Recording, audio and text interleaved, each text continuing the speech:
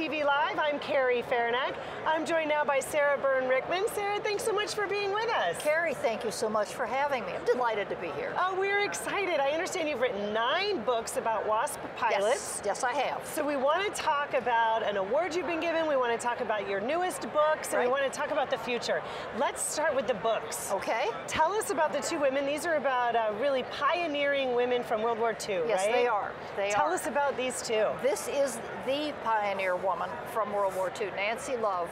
Wow. She is the woman who founded the Women's Auxiliary Ferrying Squadron.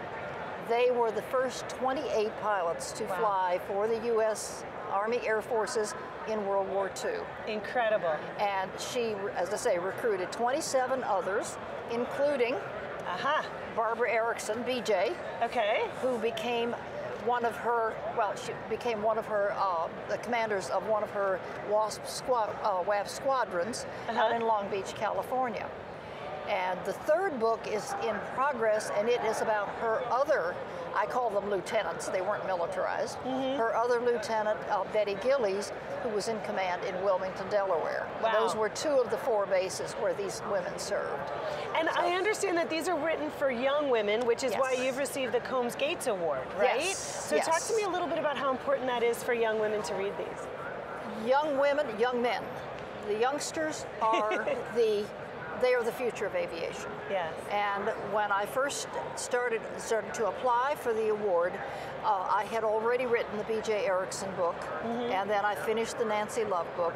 And because that was the focus of them, that is how I wrote my essays for the award. Oh, wow. And I didn't know at the time that the National Aviation Hall of Fame is redoubling its efforts in educating the younger people, aviation's future, in a project that they have going right now to enhance what they already have at the National Aviation Hall of Fame, which is in the Air Force Museum.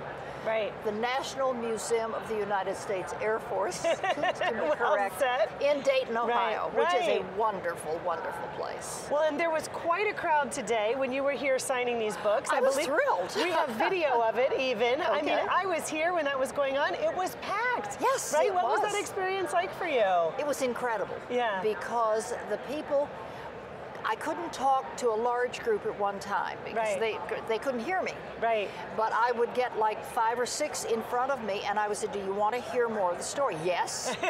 So I would begin, and I would tell them basically what led to these women being so important to talk about. Right. No, I sound like I'm bragging, but I'm not. It's a fact. I am the only one who writes about the first 28 and what they did, and the legacy then that they not left, but they brought more women in to fly, to ferry airplanes along with them. They were the first ones. And most of the story that is told about the WASP is the larger story, which encompassed women that Jackie Cochran recruited to come in and fly. Right.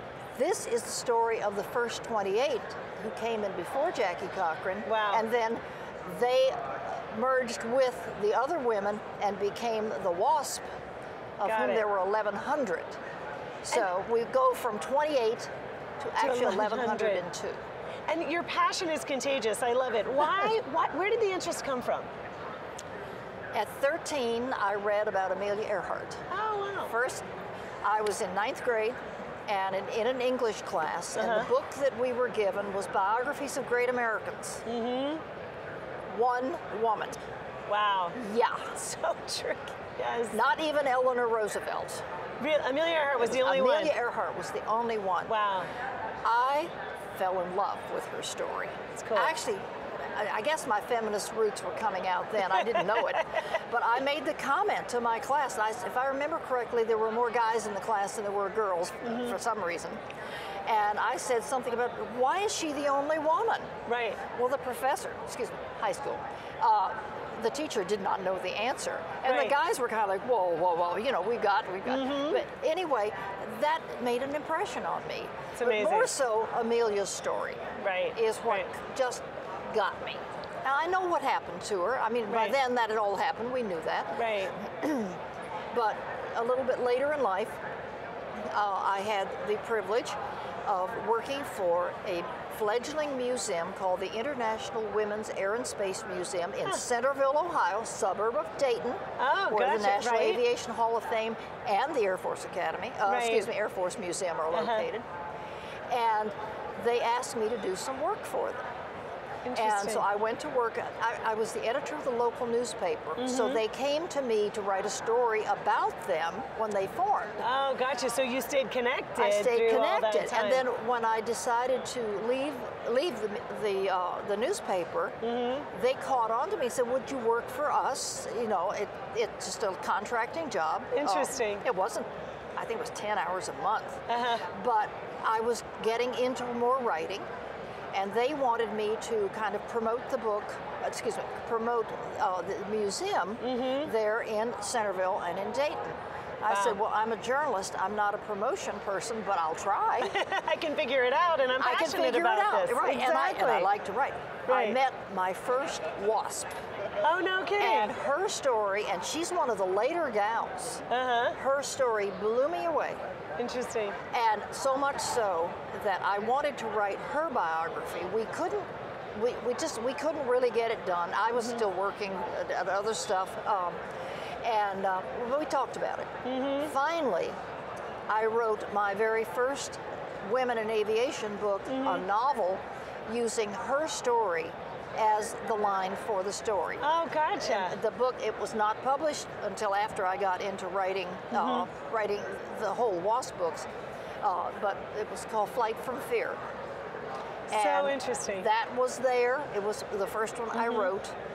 And from there, I began to meet other WASP and was encouraged finally to write the originals, which is a story of the 28 WAFs. And now you've written 9 books, correct me if I'm ma'am. right? 9 Number 10 books. is in final editing. That's exciting. And it's another young adult book. I think it's great that these are written specifically for young women. So I think if we take just a moment, we have a special young woman who's here at the show with you, right? Emmeline, can we have Emmeline wave? This is your granddaughter, This is my granddaughter, Emmeline. She's 8 years old.